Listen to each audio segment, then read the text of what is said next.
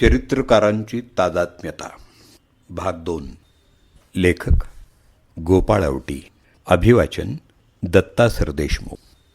चरित्रकारांची तादात्म्यता.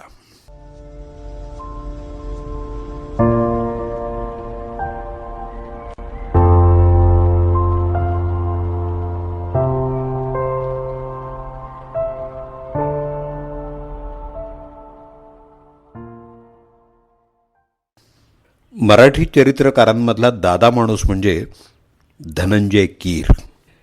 कीरांच्या नसानसातून अनेक चरित्रनायक जणू थैमान घालत होते. महात्मा फुले, लोकमान्य टिळक, शाहू महाराज, डॉक्टर बाबासाहेब आंबेडकर, स्वातंत्र्यवीर सावरकर ही सर्व कीर लिखित बृहच्चरित्र वाचताना वाचकांचं एकीकडं भान हरपलं तरीही कीरांच्या काबाड कष्टांची सतत जाणीव होते. कीरांचे कष्ट, भाषाप्रेम, व्यासंग, राष्ट्रप्रेम, कामाची शिस्त या सगळ्या गोष्टी आपल्या लक्षात येतात. संदर्भ ग्रंथ ठरलेली त्यांची सर्व चरित्र पूर्ण करत कीरांनी अक्षरशः आपल्या डोळ्यांच्या खाचा करून घेतल्या. जाड भिंगाचा चष्मा आणि या संदर्भ साधनांच्या ढिगांमध्ये हरवलेले कीर हे साहित्यातलं समर्पणाचं दुर्मिळ चित्र आहे. शेवटी तर त्यांची दृष्टी अधू होऊन बसली. कीर भाग्यवानही एवढे की सावरकर आणि आंबेडकरांची चरित्र त्या दोन महापुरुषांच्या जीवित काळातच कीरांनी पूर्ण केली. दोघांनी वाचलीही. दोघांची मनस्वी दादही कीरांनी मिळवली. हे इतकं मनोज्ञ आहे की सावरकरांनी कीरांना एकदा सांगितलं, एका नामांकित राजकीय पुढाऱ्यानं त्यांना विचारलं, अहो सावरकर, हे चरित्र तुम्ही स्वतः लिहून धनंजय कीर यांच्या नावानं छापलंय का? सावरकर त्यावर फक्त हसले आणि कीरांनीच इतकं चांगलं लिहिलंय असं त्यांनी त्या पुढाऱ्याला सांगितलं.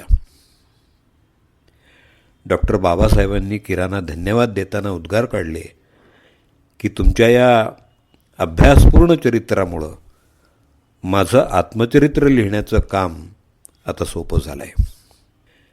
कीर यांनी सावरकरांच्या तसंच डॉक्टर आंबेडकरांच्या समवेत ज्या भेटी झाल्या त्याबद्दलचे फार रंजक किस्से सांगितलेत. त्या चरित्रातून हे किस्से मुळातूनच वाचण्यासारखे आहेत.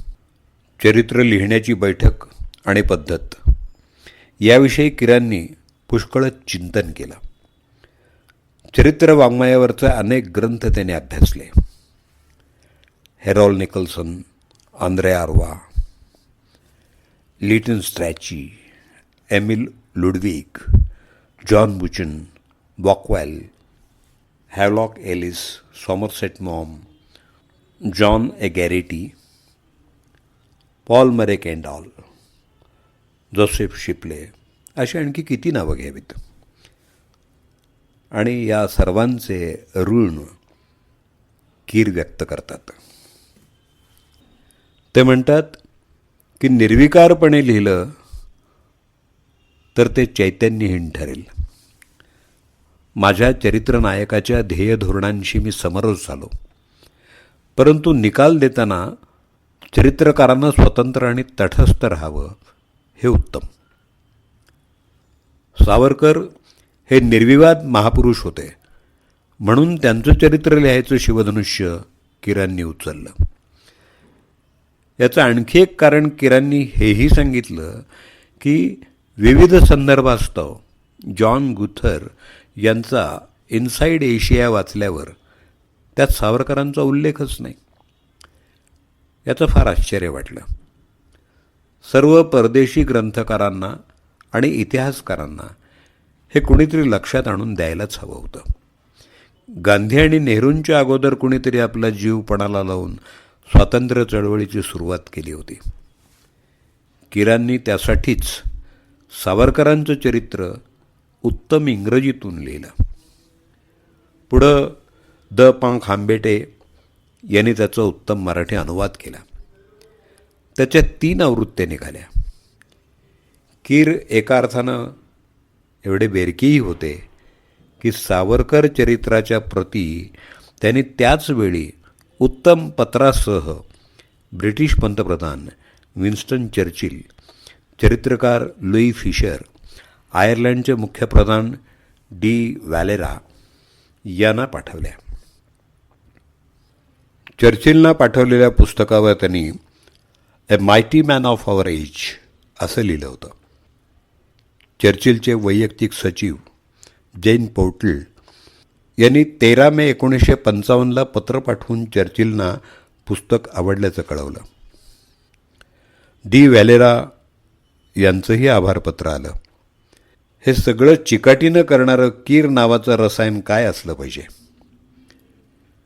डॉक्टर आंबेडकरांचं अत्यंत सुंदर बृहच्चरित्र पूर्ण होताच त्याच्या 2 प्रती कीरांनी त्यांना पाठवल्या आणि त्याच्यावर लिहिलं होतं की from a river to an ocean.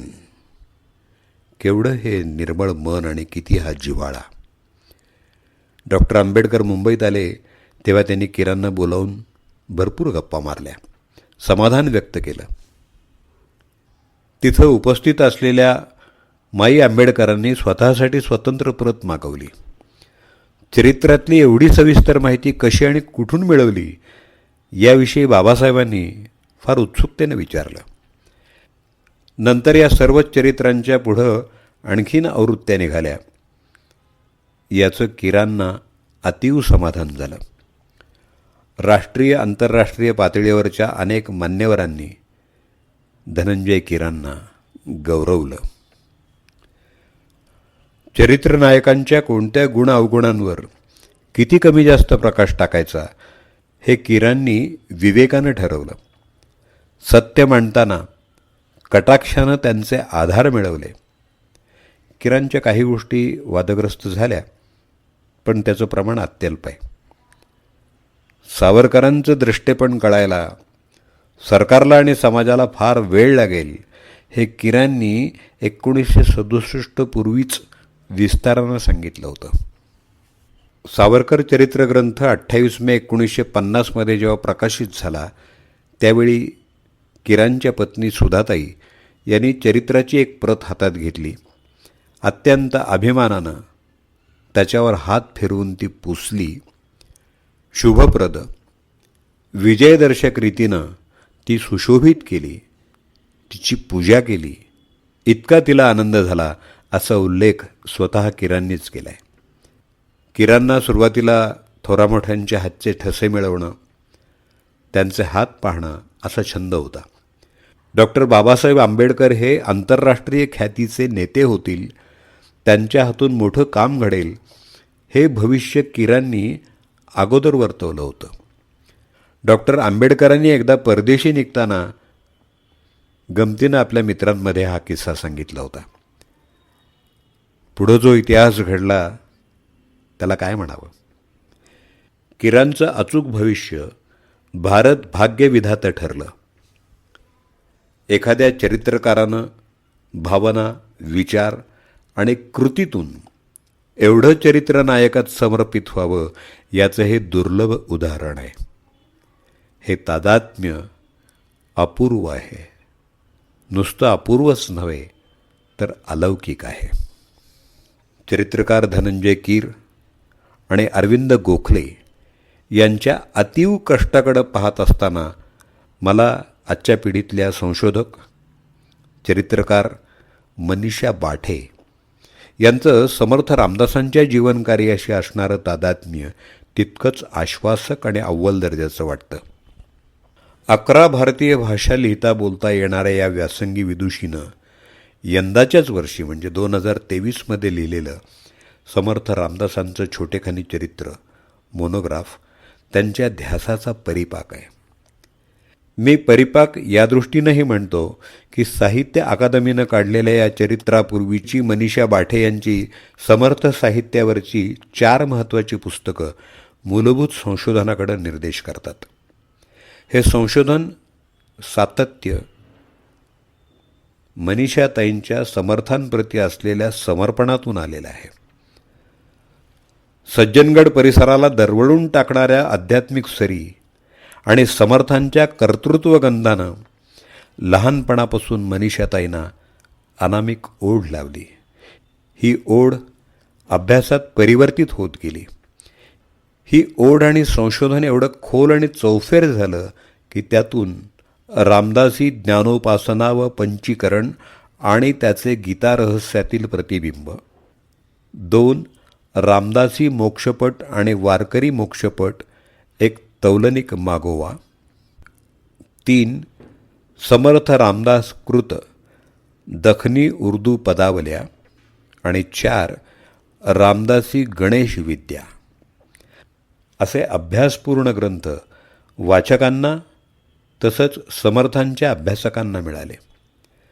समर्थकृत देवीची 31 शक्तिस्तोत्र ही संकलित पुस्तिका देवघरात ठेवावी अशीच आहे. समर्थांचे अक्षर विज्ञान हे अगदी ताजं पुस्तक आज लिखाणाची सवय मोडलेल्यांनी जरूर वाचावं. या समर्थ कन्येनं इतरही विषयांवर फार देखणी तितकीच वाचनीय पुस्तकं लिहिलेली आहेत. विस्तार भयास्तव इथं उल्लेख टाळतो. दिसेना जनी तेची शोधून पाहे या समर्थ वचनाचा पडताळा घेत मनीषाताईंनी अनेक प्रदेशात अनेक राज्यात पायपीट केली. पोथ्यांचा धांडोळा घेत संकटातून चिवट मार्गक्रमण केलेलं आहे.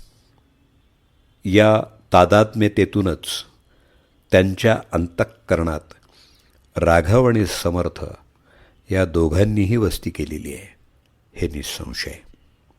जी गोष्ट तुम्हाला हवी आहे तिच्यासाठी, म्हणजे ती तुम्हाला मिळवून देण्यासाठी ब्रह्मांड आपली पुनर्रचना करू लागतं, हे खरं असावं. मनीषाताई बाठे यांच्या वाटचालीवरून तरी असं मानायला जागा आहे.